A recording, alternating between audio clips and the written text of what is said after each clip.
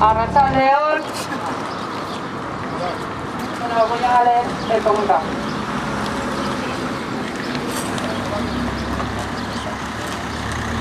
Gladys del Estado tenía 20 años cuando en el año 76, junto a otras compañeras, constituyó en Donosti el grupo ecologista de Eguía, Eguiako Ecologista Taldea. Siempre fue un ecologista que tuvo claro que había que organizarse para ser más eficaz que trabajar en solitario. Gladys era una enamorada de la vida. Trabajaba en una tienda de ropa en la avenida de San Sebastián manteniendo los sistemas informáticos de la tienda, pero su gran ilusión era empezar a estudiar biológicas.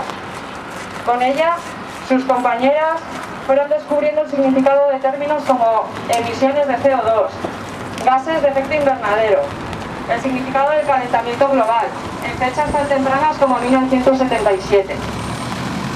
Fue una militante muy activa, que viajaba de pueblo en pueblo ayudando a crear comités antinucleares, con el objetivo de tener una costa vasca libre de nucleares.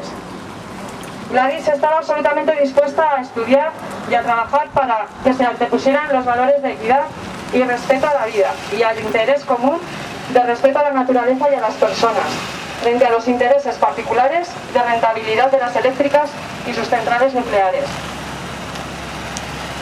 El día 3 de junio de 1979, en Venezuela se había convocado una jornada reivindicativa, festiva, antinuclear y contra el polígono de tiro.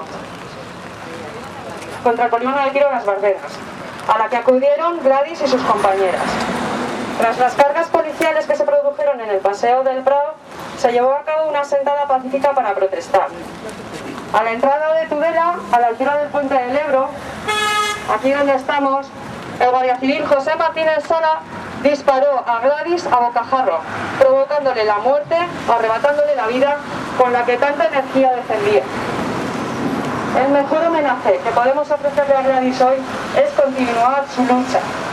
Las agresiones a nuestra tierra siguen siendo cada vez más sangrantes.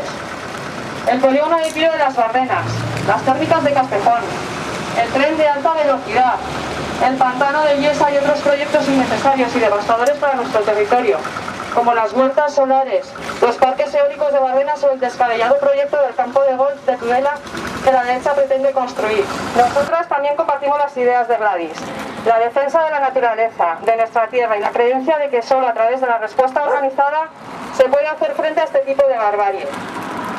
Explicar y denunciar la devastación y la destrucción que implican estos megaproyectos energéticos es solo el primer paso en esta lucha.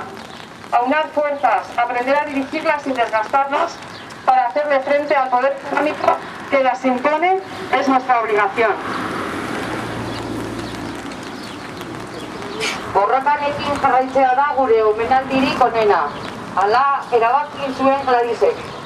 Kapitalismo zentzugabe honen indarkeria aurretik eraman zuen arte. Hala ere, hemen jarraitzen dugu. Haren borrokaren zugarrak piztuta dirau. Eta gure are biziagoa bihurtzea besterik ez zaigu geratzen. Gladys, zure oraitzapena presente dago gure egunereko borrokan. Gladys, gogoan zaitugu! Gladys, gogoan zaitugu! Gladys, gogoan zaitugu! Gladys, gogoan zaitugu! Gogoan zaitugu!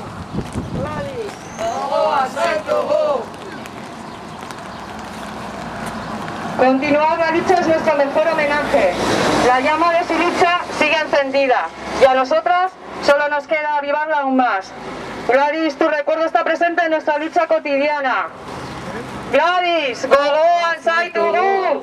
Gladys, gogoan zaitugu! Gladys, gogoan zaitugu! Gladys, gogoan zaitugu!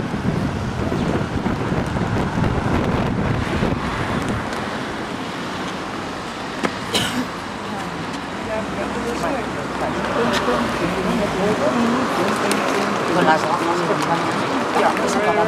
¿Qué quieres hablar?